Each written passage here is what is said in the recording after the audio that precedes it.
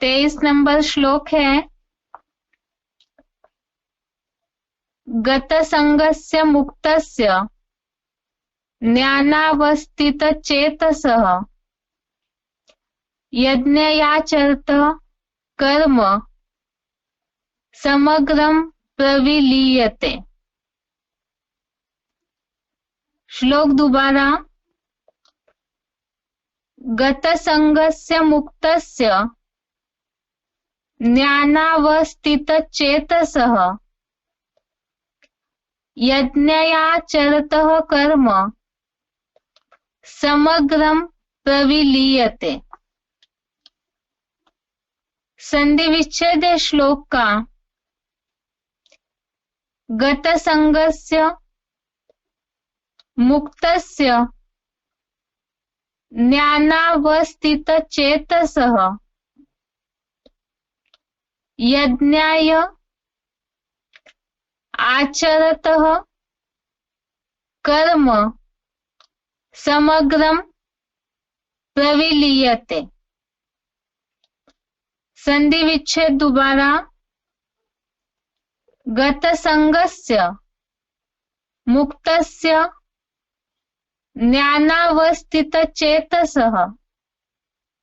यज्ञाय आचरतः कर्म समग्रम प्रविलीयते। शब्दों का अर्थ है, गतसंगस्य अर्थात आसक्ति रहित, मुक्तस्य अर्थात बंधन मुक्त, ज्ञान अर्थात ज्ञान में, अवस्थित चेतसः अर्थात दृढ़ बुद्धि वाले, यज्ञाय अर्थात यज्ञ सेवा भाव से, आचरतः अर्थात चलने वाले के, समग्रम अर्थात सारे, कर्म अर्थात कर्म, प्रविलीयते अर्थात पूर्णतया नष्ट हो जाते हैं। शब्दों का अर्थ दोबारा, गतसंगस्य अर्थात आसक्ति रहित, मुक्तस्य अर्थात बंधन मुक्त, ज्ञान अर्थात ज्ञान में, अवस्थित चेतसः अर्थात दृढ़ बुद्धि वाले, यज्ञाय अर्थात यज्ञ सेवा भाव से, आचरतः अर्थात चलने वाले के, समग्रम अर्थात सारे, कर्म अर्थात कर्म, प्रविलीयते अर्थात पूर्णतया नष्ट हो जाते हैं। श्लोक का अर्थ है, आसक्ति रहित, बंधन मुक्त, ज्ञान में दृढ़ बुद्धि वाले, यज्ञ सेवा भाव से चलने वाले के सारे कर्म पूर्णतया नष्ट हो जाते हैं। महान योगी पुरुषों के आचरण में आज का ये चौथा श्लोक है, जिसमें तीसरे अध्याय में भी इसमें से बहुत सी बातों का उल्लेख आया है। मुख्यतया जो यहाँ उल्लेख है आज के श्लोक में, यज्ञ सेवा भाव से चलने वाले के सारे कर्म पूर्णतया नष्ट हो जाते हैं, और यज्ञ सेवा भाव में भी, यज्ञ की सेवा करते समय भी और भी खास किन बातों का ध्यान रखना चाहिए, तो उसमें एक तो है आसक्ति रहित, बंधन मुक्त और ज्ञान में दृढ़ बुद्धि वाले। लेकिन इन बातों को और अच्छी तरह समझने के लिए श्लोक का क्लैरिफिकेशन वाला अर्थ भी देखते हैं। दैहिक आसक्ति रहित, एक के सिवा सभी से बंधन मुक्त, शिव की सच्ची गीता एडवांस ज्ञान में अडोल दृढ़ बुद्धि वाले और तन मन धन समय संबंध की शक्तियों द्वारा यज्ञ सेवा भाव से अटूट चलने वाले के सारे भूत वर्तमान के अच्छे बुरे कर्म पूर्णतया नष्ट हो जाते हैं। इसमें जैसे तीसरे अध्याय का 9वां श्लोक है, जिसमें यज्ञ सेवा की बात आई कि यज्ञ सेवा के अलावा अन्य जो भी कर्म है, नरक लोक के कर्म बंधन है, और यज्ञ सेवा करते समय भी खास बात ध्यान रखनी है, दैहिक आसक्ति रहित। तो तीसरे अध्याय में इससे संबंधित बहुत से श्लोक समझे थे कि यज्ञ की सेवा करते समय दैहिक आसक्ति रहित अर्थात क्या होना चाहिए। जैसे दधीची ऋषि का मिसाल दिया जाता है, हड्डी हड्डी स्वाहा की उन्होंने, तो इस तरह से देह भान छोड़ करके देह भान में दैहिक आसक्ति में बहुत सी बातें आती है, सेवा, सेवा के साधन, सुख सुविधाएं, उसके अलावा मान शान, ऐसी बहुत सी बातें हैं, सेवा के साथी, इन सब बातों से ही खास तो दैहिक आसक्ति छोड़ करके और दूसरा एक के सिवाय सभी से बंधन मुक्त। तो यज्ञ सेवा करते समय जिस ब्राह्मण परिवार से जुड़ जाते हैं, तो उसमें जैसे मुरलियों में शिव बाबा ने अलग अलग प्रकार के बंधन बताए हैं। लौकिक दुनिया में लोहे की जंजीर है, तो ज्ञान में आने के बाद कई लोहे की जंजीर से तो निकल जाते हैं क्योंकि वो सस्ती होती है, लेकिन बाद में सोने की या तो हीरे की जंजीर में फंस जाते हैं।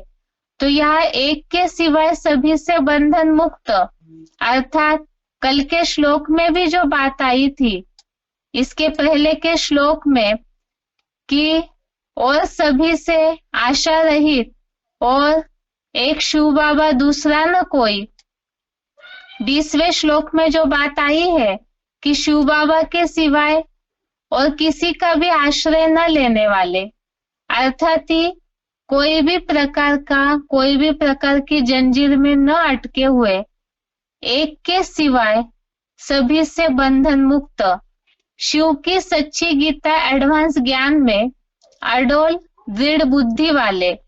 तो दृढ़ बुद्धि वाले, अडोल रहने वाले, अर्थात ज्ञान के ऊपर पूरा निश्चय, और तन मन धन समय संबंध की शक्तियों द्वारा यज्ञ सेवा भाव से अटूट चलने वाले के।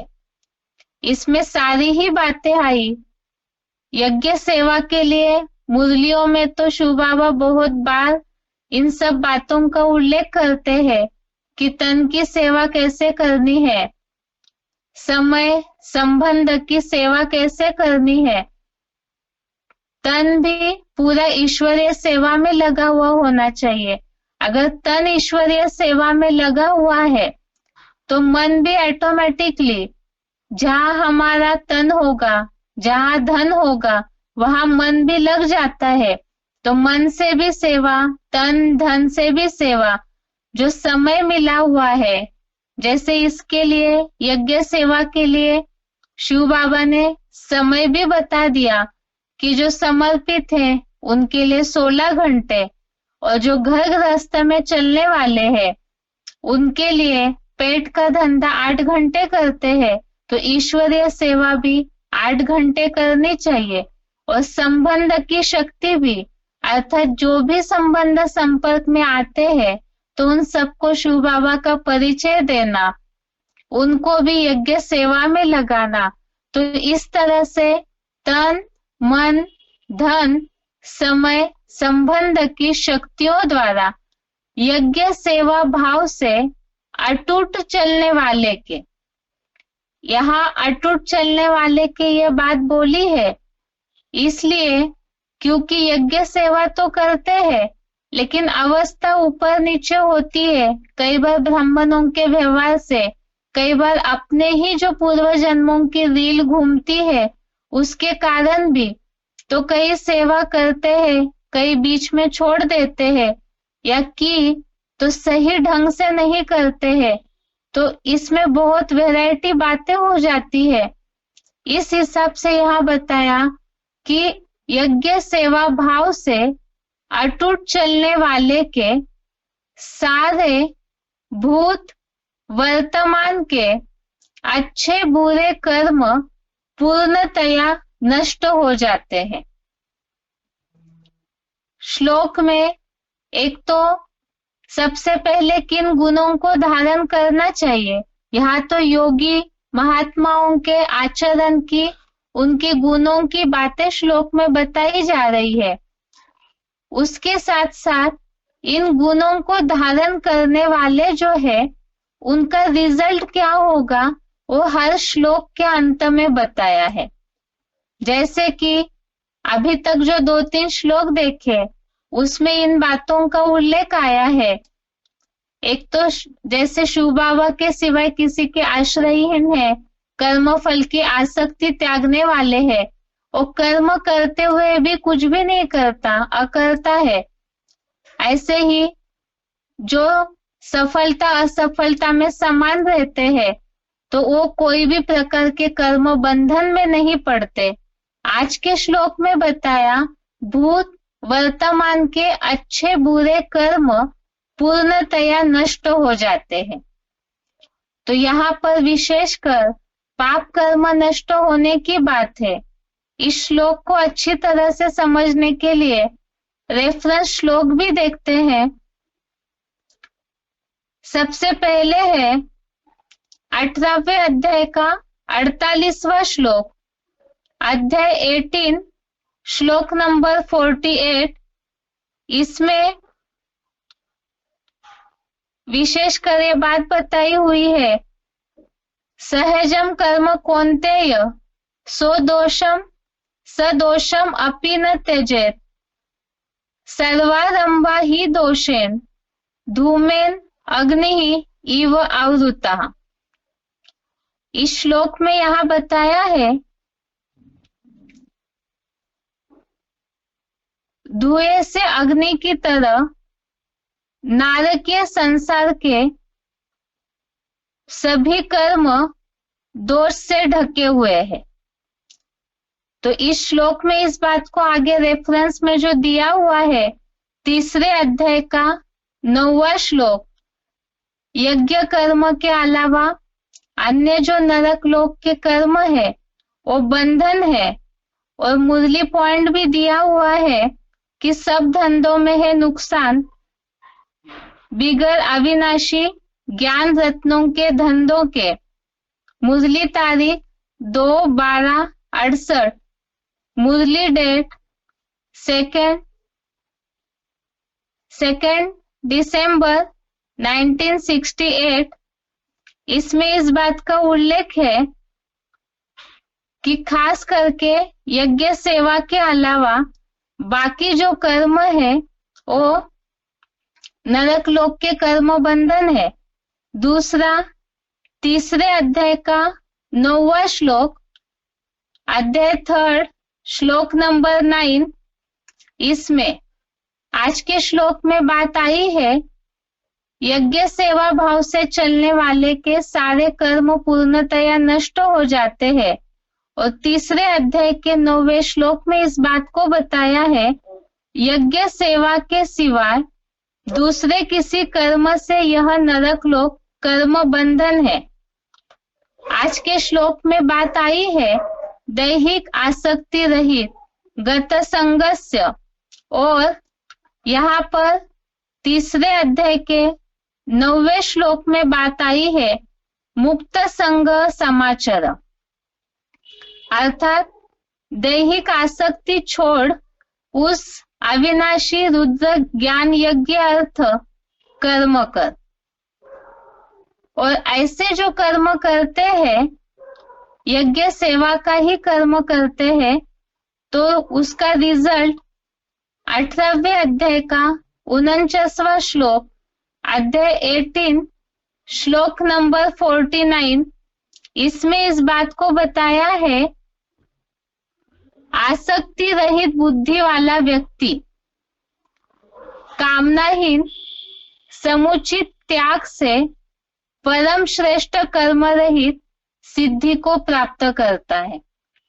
आज के श्लोक में यज्ञ सेवा से जो चलने वाले हैं उनके कर्म पूर्णतया नष्ट हो जाते हैं। और रेफरेंस में जो श्लोक दिए हुए हैं, इसमें एक बात 18वें अध्याय का 48वें श्लोक में ये बात बताई है, जो चौथे अध्याय का 19वें श्लोक में उल्लेख है, यस्य सर्वे समारंभा काम संकल्प वर्जिता। लौकिक दुनिया के जो भी कर्म है, इस दुनिया के सारे ही कर्म जितने भी धंधे हैं, उसका कारण ही है काम विकार। तो यहाँ पर इसीलिए ही दुनिया में तो विकारी भावनाओं की पूर्ति के लिए कर्म करते हैं, और उससे मुक्ति पाना है, पाप कर्मों को नष्ट करना है। तो आज के श्लोक में उसका सॉल्यूशन बताया है कि यज्ञ सेवा भाव से जो कर्म करते हैं, और सारे ही उनके कर्म पूर्णतया नष्ट हो जाते हैं। यहाँ कर्म पूर्णतया नष्ट होने की बात, अर्थात एक तो पाप नष्ट होने की बात, और दूसरी बात जो इसके पहले के श्लोकों में भी देखा है कि ऐसे योगी जन जो है आत्मिक स्थिति में रहकर जो कर्म करते हैं, अकर्ता हो जाते हैं, जैसे सब कुछ करते हुए भी नहीं करते, क्योंकि यज्ञ सेवा में पूरी तरह से तन मन धन समय संबंध की आहुति देते हैं, तो अपना कुछ रहता नहीं है। और आत्मिक स्थिति में रहकर दैहिक आसक्ति छोड़कर कर्म करते हैं, तो उसके लिए बताया बंधन मुक्त भी हो जाते हैं और कर्म पूर्णतया नष्ट हो जाते हैं। ये आज के श्लोक का अर्थ है। एक बार उच्चारण सुनते हैं, उसके बाद पॉइंट्स। गतसंगस्य मुक्तस्य ज्ञानावस्थितचेतसः यज्ञायाचरत कर्म समग्रं प्रविलीयते। दैहिक आसक्ति रहित, एक सिवा सभी से बंधन मुक्त, शिव की सच्ची गीता एडवांस ज्ञान में अडोल दृढ़ बुद्धि वाले और तन मन धन समय संबंध की शक्तियों द्वारा यज्ञ सेवा भाव से अटूट चलने वाले के सारे भूत वर्तमान के अच्छे बुरे कर्म पूर्णतया नष्ट हो जाते हैं। गतसंगस्य मुक्तस्य ज्ञानावस्थितचेतसः यज्ञायाचरत कर्म समग्रं प्रविलीयते। दैहिक आसक्ति रहित, एक सिवा सभी से बंधन मुक्त, शिव की सच्ची गीता एडवांस ज्ञान में अडोल दृढ़ बुद्धि वाले और तन मन धन समय संबंध की शक्तियों द्वारा यज्ञ सेवा भाव से अटूट चलने वाले के सारे भूत वर्तमान के अच्छे बुरे कर्म पूर्णतया नष्ट हो जाते हैं।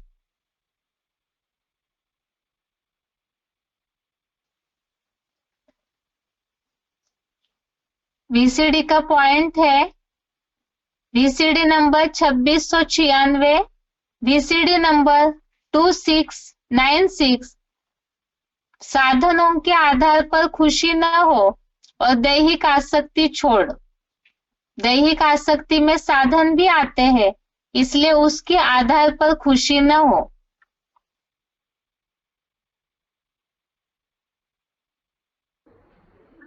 बताया।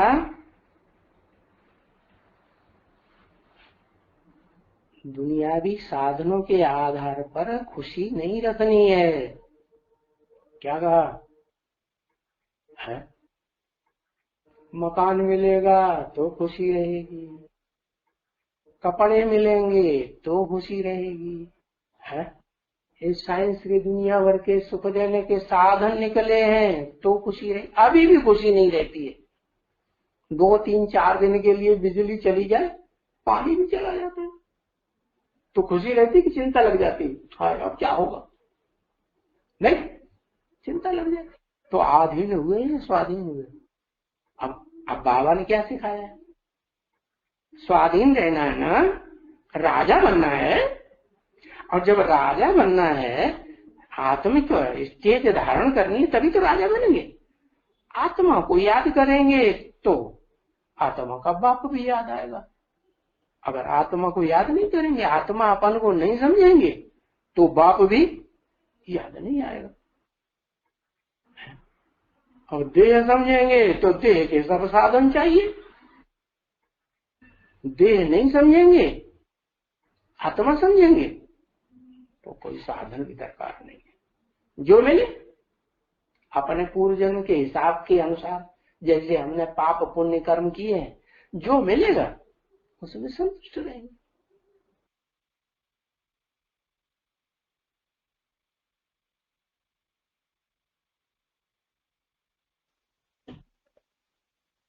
वार्तालाप नंबर 1673, डिस्कशन नंबर 1673, यज्ञ सेवा भाव। जो एडवांस में जो लास्ट में आते हैं, तो लास्ट तो लास्ट में आते हैं। वृक्ष में जो पत्ते लास्ट में आते हैं, वो नए नए शोभनीय सतो प्रधान पत्ते होते हैं या तमो प्रधान होते हैं? हाँ, तो फिर तीखा पुरुषार्थ करेंगे या धचर पुरुषार्थ करेंगे? तीखा पुरुषार्थ करते हैं। सभी आत्माएं शूटिंग पीरियड में जब भी आती हैं तो पहले पहले सतो प्रधान और फिर बाद में तमो प्रधान बनती है। तो तीखा पुरुषार्थ की युक्ति क्या है? कलयुग के अंत में जो हीरो हीरोइन पात्रधारी होंगे, वो और आत्माओं के मुकाबले तामसी पुरुषार्थ बजाएंगे या सात्विक पुरुषार्थ बजाएंगे? जल्दी बोलो। सात्विक पुरुषार्थ बजाएंगे।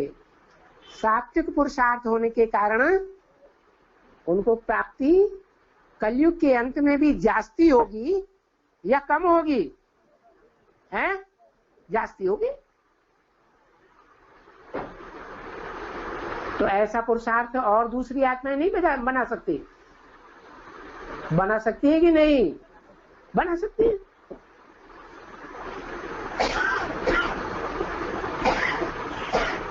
क्या कलयुग के अंत में बहुत सी आत्माएं ऐसे नहीं देखने में आती हैं जिनके परिवार में, जिनके घर में कोई भी झगड़ा नहीं होता है,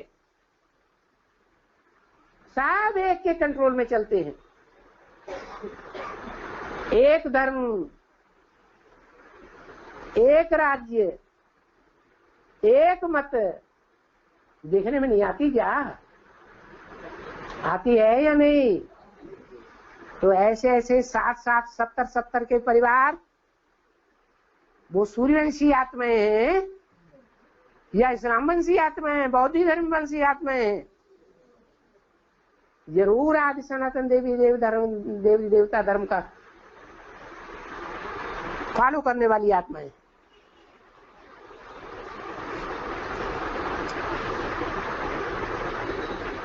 हर युग की शूटिंग में अच्छा पुरुषार्थ संपूर्ण समर्पण में पुरुषार्थ किया जा सकता है या नहीं किया जा सकता है? हैं? अष्टदेव है, जो शिव की अष्टमूर्तियां कही जाती हैं, तो अंतिम कलयुगी जन्मों में भी हीरो पाठधारी का साथ देने के कारण सुखी रहेंगी या दुखी रहेंगी? इसका कारण क्या है? उन्होंने क्या शूटिंग की? शूटिंग पीरियड में उन्होंने क्या शूटिंग की? उन्होंने यही शूटिंग की कि जब से ज्ञान में आते हैं तब से नष्टो मोहा स्मृति लब्धा। देह के संबंधी नहीं।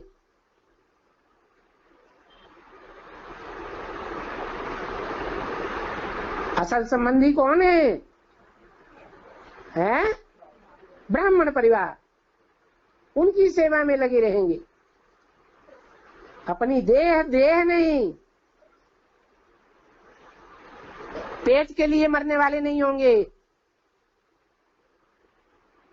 कि खिचड़ी हम नहीं खाएंगे, हमें ऐसा पुरुषार्थ नहीं चाहिए।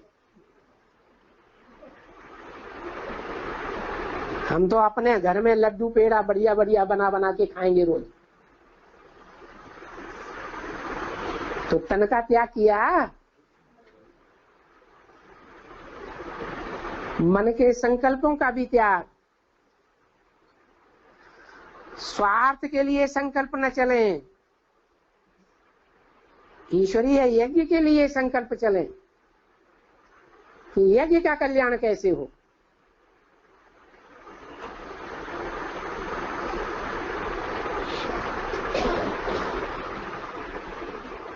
तो भक्ति मार्ग की गीता में भी कहा है, यज्ञ कर्म के अलावा दुनिया में जितने भी कर्म हैं वो सब कर्म बंधन में बांधने वाले हैं। बोलो है या नहीं है? तो भी छोड़ते नहीं है।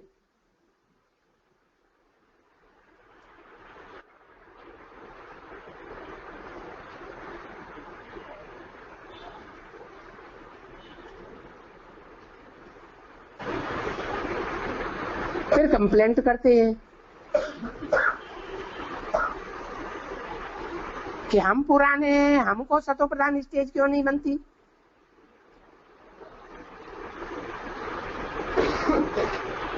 बाबा कहते हैं कंप्लेंट करने वाले खुद कंप्लीट नहीं है, इसलिए बुद्धि ऐसी चलती है।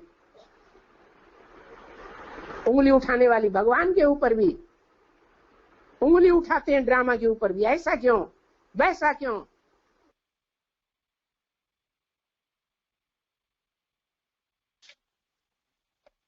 आगे का VCD नंबर है 2270, VCD नंबर 2270, यज्ञ सेवा भाव।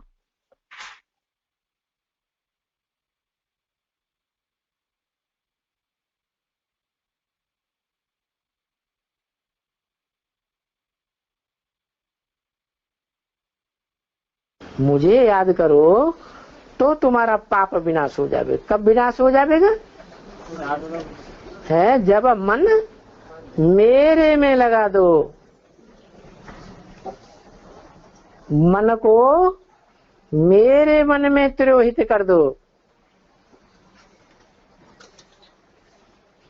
तुम्हारा मन अपने लिए कुछ भी न रहे। इच्छा मात्रम अविद्या।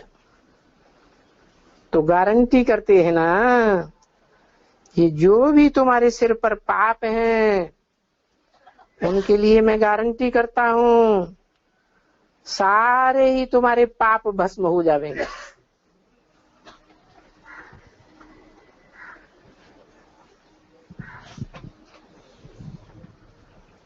क्यों?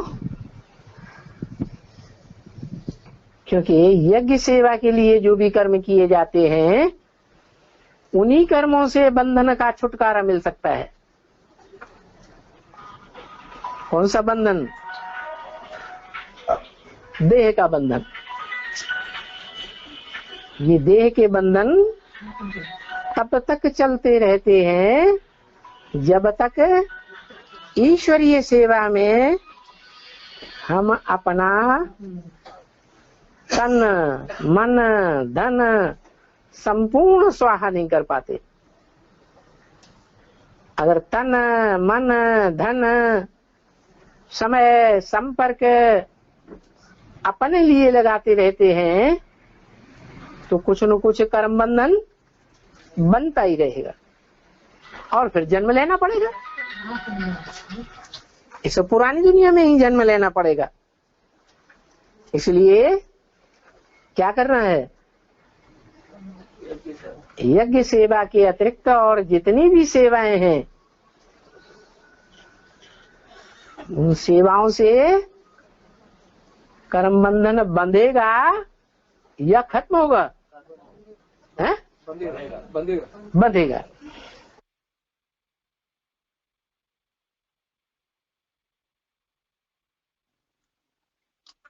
अभी के 2 पॉइंट में जैसे बताया, विशेषकर अष्टदेवों को सैंपल के रूप में शिव बाबा ने बताया कि यज्ञ सेवा में पूरी तरह से तन मन धन की ताकत लगा के रखते हैं, दैहिक आसक्ति भी छोड़ देते हैं।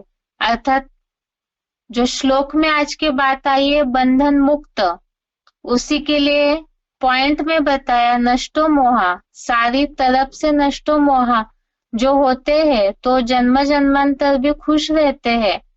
आज के श्लोक में इसका उल्लेख है कि कर्म पूर्णतया नष्ट हो जाते हैं, पाप मुक्त हो जाते हैं, दुखों से मुक्त हो जाते हैं तो जन्म जन्मांतर सुखी भी रहेंगे। तो यहाँ यज्ञ सेवा में जितना लगे रहेंगे तो उसी आधार से प्राप्ति की बात आई। आगे का पॉइंट है VCD नंबर 307, VCD नंबर 307, सभी से बंधन मुक्त। यहाँ बंधन अर्थात ही सोने की लोहे की जंजीर की बात है कि जंजीर में जकड़े हुए हैं तो उससे कैसे निकलते हैं और उन्हें क्या कहा जाता है, यही इस पॉइंट में बताया है। हमको तो बाबा बच्चा बनाने के लिए आया है। बच्चा बना जो इसी जन्म में नर से नारायण जैसा और नारी से लक्ष्मी जैसी निरोगी कंचन काया वाला बने, जिसके जीवन में कोई दूसरा रिलेशन बुद्धि में न रहे। क्या सब संबंध सब खलास किसके साथ? अब एक के साथ सारे संबंध। मेरा तो एक शिव बाबा, दूसरा लोग। जिन जिन बच्चों की ऐसी ऐसी स्टेज होती जाएगी वो आत्म की स्थिति में टिकने वाले आत्मिक बच्चे होंगे। और देह के संबंधों में जिनकी बुद्धि चलती रहेगी वो देवान बनेंगे। अंत तक भी अगर देवान की स्टेज में रहे, देह के संबंधों में बुद्धि लड़ाते रहे या सोने की जंजीरों में फंसे रहे, क्या लौकिक दुनिया में है लोहे की जंजीर है। लौकिक दुनिया के जो संबंध है बुद्धि में बैठे हुए हैं उनसे बुद्धियों को नहीं टूटा तो हम कौन सी जंजीरों में बंधे हुए हैं? लोहे की जंजीरों में बंधे। और फिर ज्ञान में आने के बाद हाँ हम सोने की दुनिया में जा रहे हैं। तो जिस नई दुनिया में जा रहे हैं, सोने की दुनिया में, सोने चांदी की दुनिया में जा रहे हैं सत्युग त्रेता में, तो जिस दुनिया में जा रहे हैं उस दुनिया के संबंध अगर बुद्धि में रहते हैं तो और ही ज्यादा मुसीबत हो जाएगी। क्योंकि लोहे की जंजीर तो वैल्यूलेस है, उसकी कीमत कम होती है, इसलिए उसको तोड़ देना कोई बड़ी बात नहीं। लेकिन सोने की जंजीर को तोड़ना थोड़ा आता है। अरे कैसे तोड़ दे, मेहनत हाँ इतनी मेहनत करके हमने ये संबंध जोड़ा है तो टूटती नहीं जल्दी, वो और ज्यादा कड़क हो जाती है। तो बाप कहते हैं ये संबंधों की दुनिया जो है वो नष्ट कर, ये संबंधों की दुनिया जिनकी नष्ट होती है वो पहले फरिश्ते कहे जाते हैं, फिर फरिश्ताई स्टेज भी जब क्रॉस कर देते हैं तो वो देवता बनते हैं।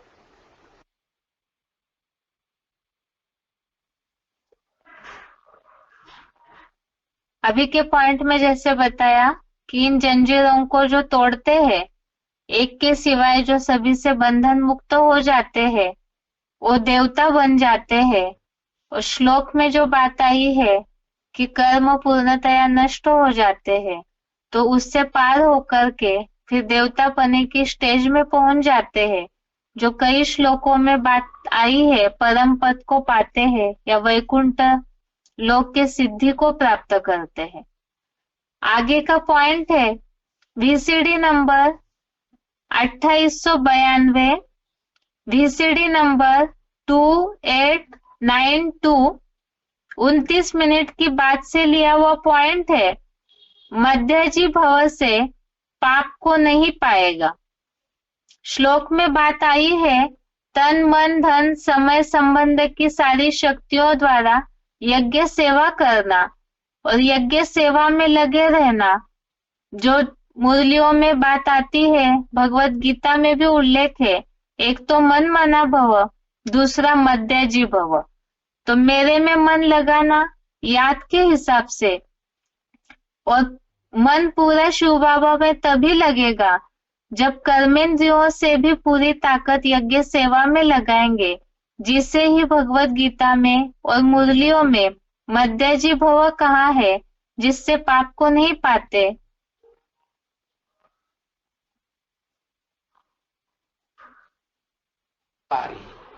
लेकिन बताया कि मन मना भव का मतलब ये है कि मेरे मन में क्या है, माम एकम याद करो।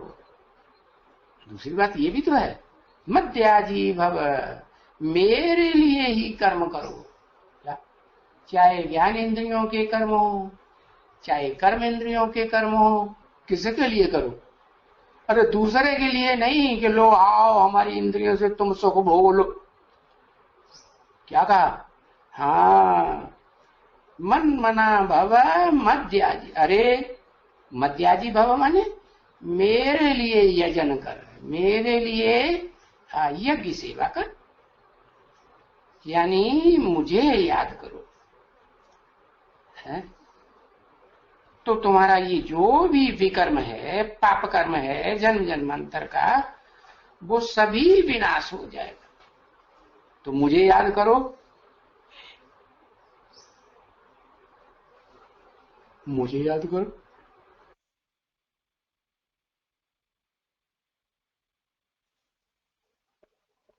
आगे है अव्यक्तवाणी के पॉइंट्स आज के श्लोक से संबंधित थी, जहां बात आई है ज्ञान में दृढ़ बुद्धि वाले, अर्थात ज्ञान के प्रति पूरा निश्चय और दृढ़ बुद्धि अडोल रहना। तो उससे संबंधित पॉइंट है। अव्यक्तवाणी की तारीख है 25 अक्टूबर 1987, पृष्ठ 115। अव्यक्तवाणी डेट 25 अक्टूबर 1987, पेज नंबर 115। पॉइंट है निश्चय और नशा हर परिस्थिति में विजयी बना देता है। तो ऐसे भी पेपर आएंगे, सूखी रोटी भी खानी पड़ेगी। अभी तो साधन है, कहेंगे दांत नहीं चलते, हजम नहीं होता, लेकिन उस समय क्या करेंगे? जब निश्चय, नशा, योग की सिद्धि की शक्ति होती है, तो सूखी रोटी भी गर्म रोटी का काम करेगी, परेशान नहीं करेगी। पॉइंट दोबारा, अव्यक्तवाणी तारीख 25 अक्टूबर 1987। निश्चय और नशा हर परिस्थिति में विजयी बना देता है। तो ऐसे भी पेपर आएंगे, सूखी रोटी भी खानी पड़ेगी।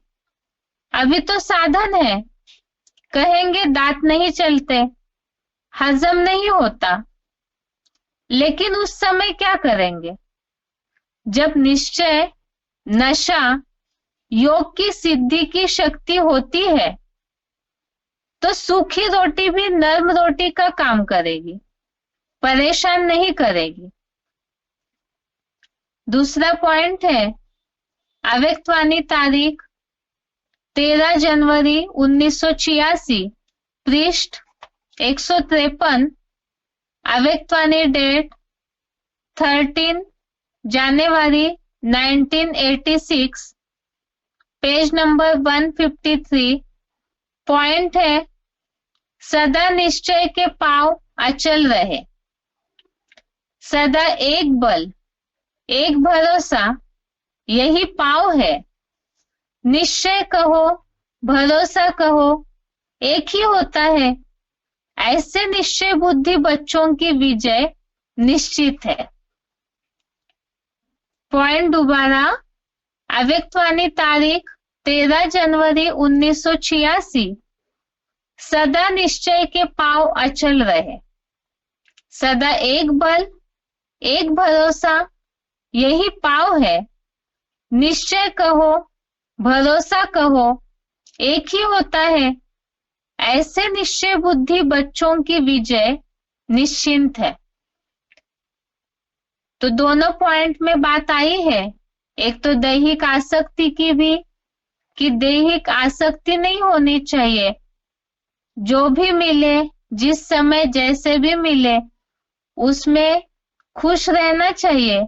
और दूसरा ये तभी होगा जब अटूट निश्चय होगा। और उसी के लिए बताया कि जो निश्चय बुद्धि है वो विजयंती होते हैं। श्लोक में तो बात आई है, कर्म पूर्णतया नष्ट हो जाते हैं, जैसे सिलेक्टेड पॉइंट में बात आई। ऐसे फरिश्ता बन करके देवता बन जाते हैं, जिनका इस दुनिया से कोई रिश्ता नहीं रहता।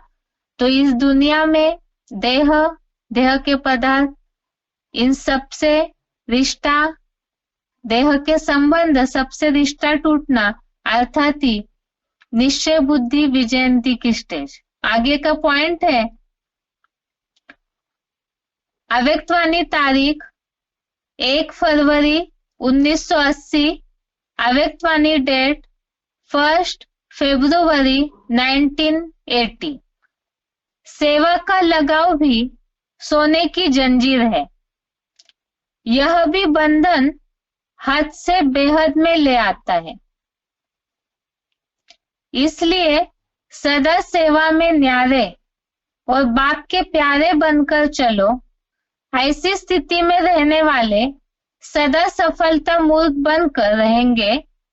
सफलता का सहज साधन है न्यारा और प्यारा बनना। पॉइंट दोबारा, सेवा का लगाव भी सोने की जंजीर है।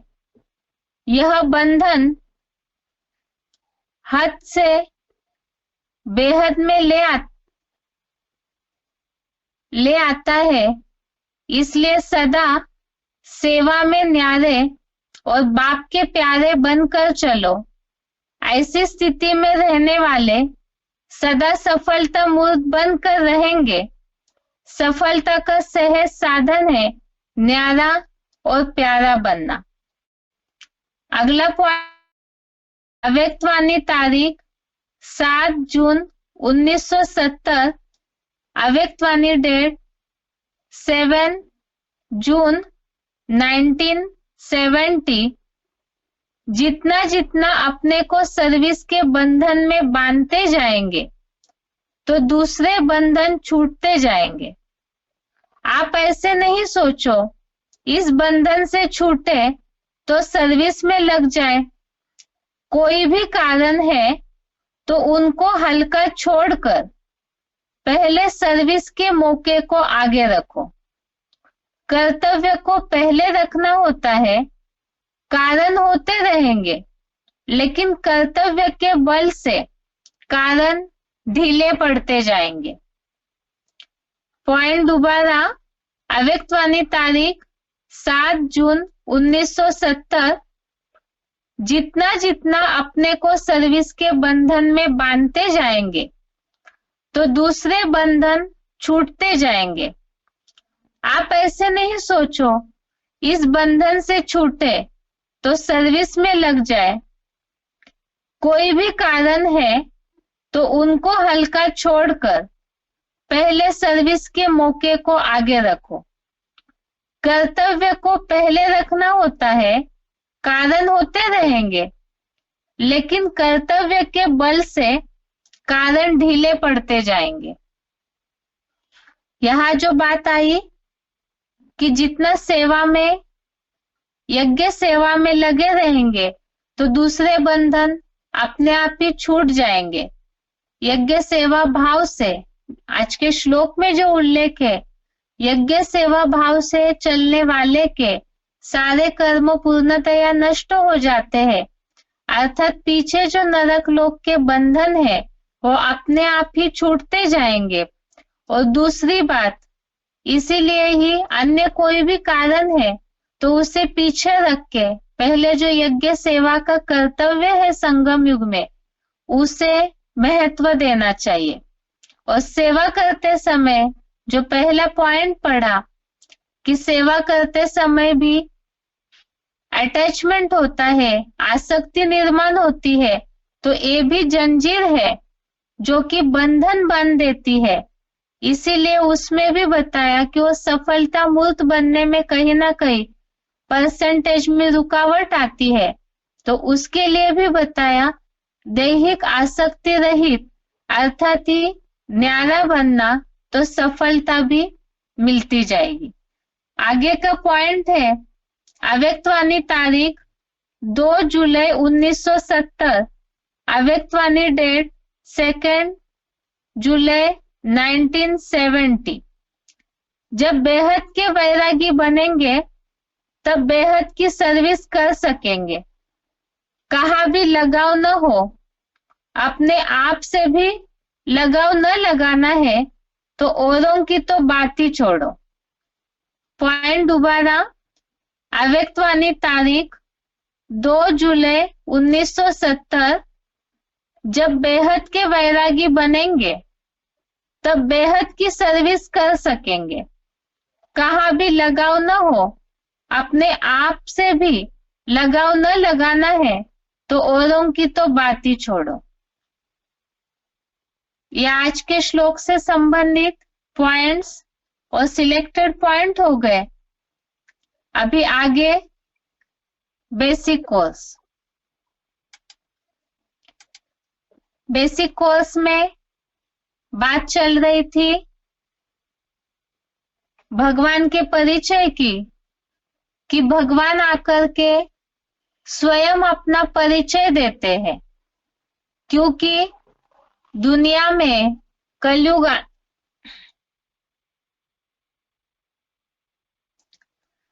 कलयुग अंत में पहुंचते पहुंचते भगवान के अस्तित्व को लेकर के जो अभी तक के कोर्स में हमने समझा, भगवान को जानते हैं ऐसे कहकर ढेरों विरोधाभास की मान्यताएं निकल पड़ी, जिसके कारण से ही भगवान के अस्तित्व को न जान करके गलत फहमियों में अंधश्रद्धाएं भी बहुत निर्माण हुई। इसीलिए भगवान स्वयं ही आकर के अपना परिचय देते हैं, क्योंकि भगवान सर्वशक्तिवान अथॉरिटी है, उनके बिना उनका यथार्थ परिचय और कोई भी नहीं दे सकते हैं। तो सबसे पहले भगवान के परिचय में हमें क्या जानना है, तो सबसे पहले है भगवान का नाम और रूप। तो आज के टॉपिक में देखते हैं कि भगवान का कोई रूप होता है क्या। सबसे पहली बात, कुछ ऐसे प्रश्न निर्माण होते हैं जो कई दुनिया में जिनके भी मन में भगवान है ये बात तो मानते हैं, लेकिन भगवान के अस्तित्व के बारे में सबसे पहला प्रश्न है कि क्या भगवान का कोई रूप होता है या वो नाम रूप से न्यारा है। अब नाम रूप से न्यारा होता, यदि भगवान नाम रूप से न्यारे होते तो भगवान की मूर्तियां क्यों बनी, और दूसरा मूर्तियों की और उनके दर्शन की चाहना क्यों रखी जाती है। ऋषि मुनियों ने जो बात निकाली है, साधु संतों ने ये जो बात बताई है कि वो बेअंत है, तो क्या सच में भगवान बेअंत है जिसका कोई अंत नहीं पाया जा सकता है? और अगर वो बेअंत होते तो फिर जिन्होंने बेअंत कह दिया वही ऋषि मुनि साधु सन्यासी उन्हें पाने के लिए, भगवान को पाने के लिए अनेक प्रकार की साधनाएं क्यों करते हैं? इतने हठ योग, इतनी सारी जो तपस्या करते हैं, तो उसकी क्या आवश्यकता है? तो इसका मतलब इन बातों से ये बात तो स्पष्ट हो जाती है कि ये केवल विरोधाभास की बातें हैं, लेकिन उसमें से कोई एक ही बात सच होनी चाहिए और एक ही बात सच हो सकती है। जो ये बात आई, एक तरफ कहते हैं कि भगवान नाम रूप से न्यारा है, फिर उनके दर्शन की चाहना रखते हैं। एक तरफ कहते हैं कि वो बेअंत है, उनका अंत नहीं पाया जा सकता, दूसरी तरफ उन्हें पाने के लिए साधनाएं करते हैं। तो ये जो दो दो प्रकार की बातें हैं, इसमें से कोई एक ही बात सच होगी, और यही सच्चाई को भगवान स्वयं ही उजागर कर रहे हैं कि ना ही भगवान नाम रूप से न्यारे है और ना ही वो बेअंत है। तो भगवान का यथार्थ नाम रूप क्या है? सबसे पहले तो देखते हैं कि भगवान का रूप क्या है। कोई भी किसी भी धर्म का हो, परंतु हम सब आत्माएं हैं, तो हम आत्माओं का पिता भी एक ही है।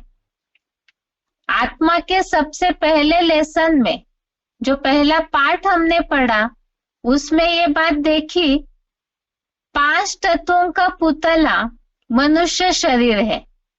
तो चाहे कोई भी धर्म वाले हो, लेकिन सभी को ऐसे ही मनुष्य शरीर मिला है जो 5 तत्वों से ही बना हुआ होता है, और हर मनुष्य में वैसे ही इंद्रियां होती है, ऑर्गन्स होते हैं, और ऐसे मनुष्य शरीरों को चलाने वाली सभी के अंदर आत्मा है, और आत्मा सभी की दिखने में सेम है।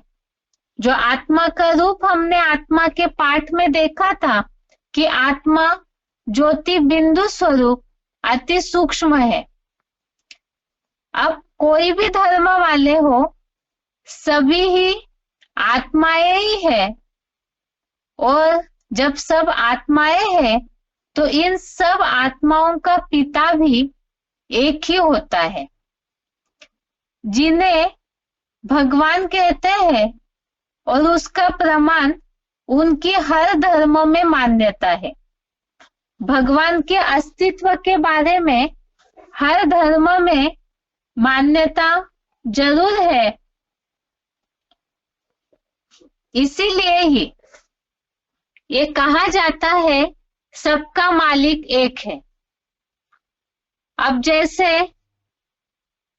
क्रिश्चियंस लोग भगवान के अस्तित्व को लेकर के भगवान को कहते हैं कि गॉड फादर एक है।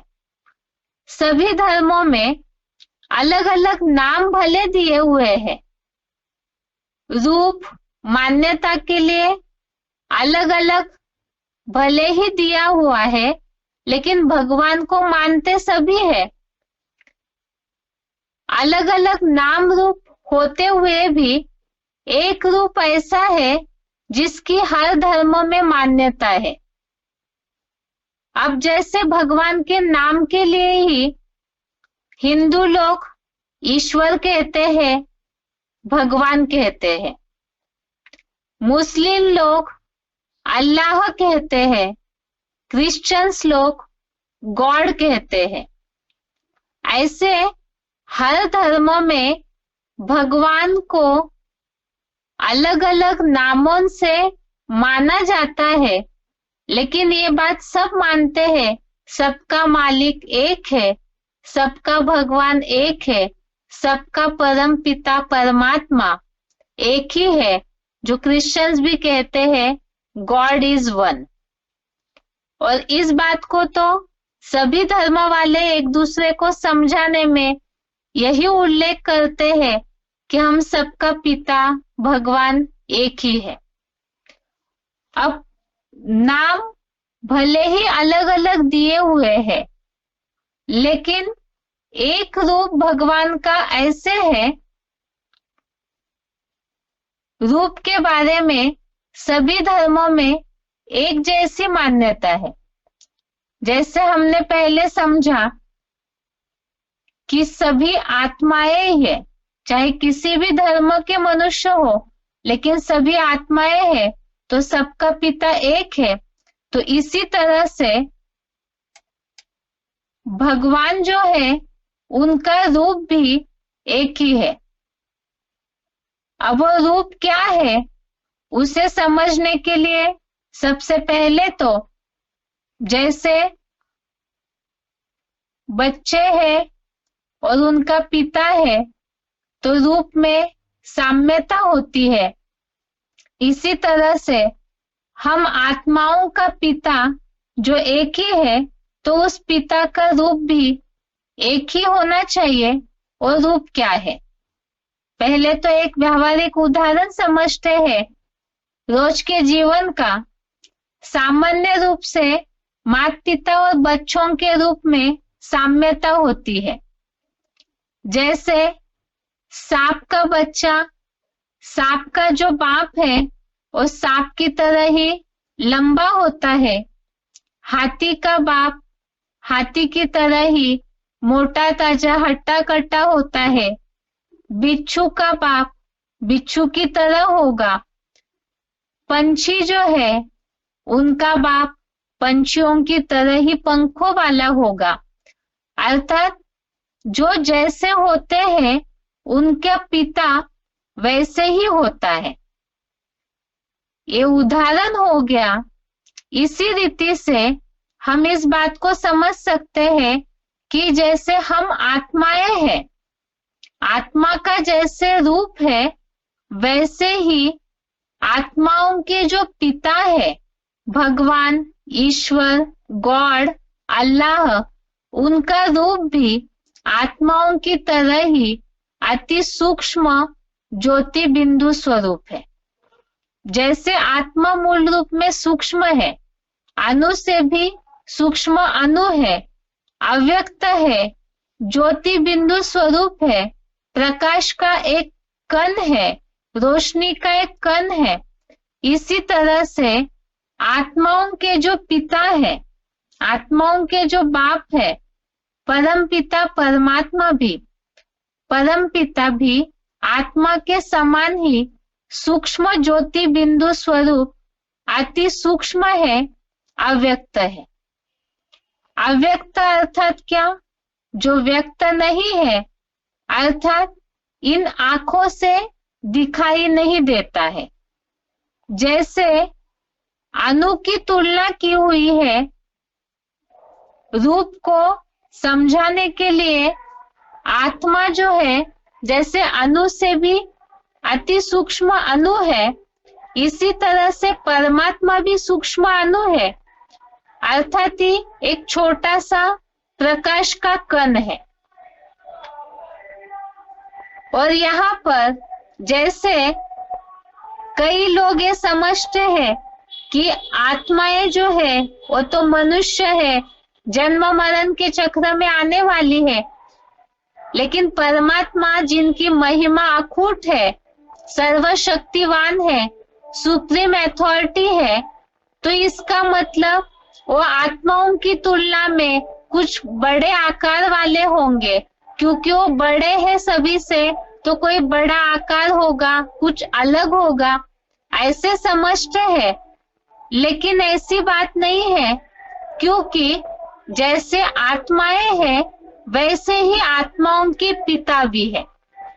तो आत्मा के लेसन में हमने आत्मा के रूप के ढेर सारे प्रूफ देखे हैं, जिससे ये सिद्ध हुआ कि आत्मा अति सूक्ष्म है, छोटा सा ज्योति बिंदु का स्वरूप है।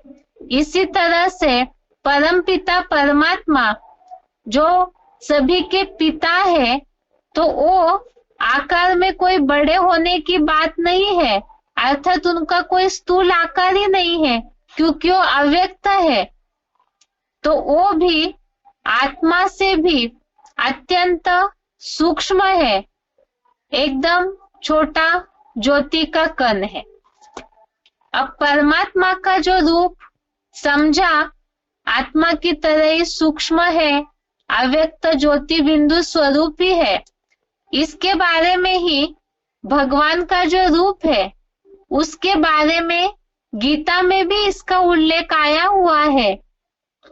और क्या उल्लेख है इसे कल के श्लोक क्लास में देखते हैं। आज के लिए यहाँ तक ही। ओम शांति।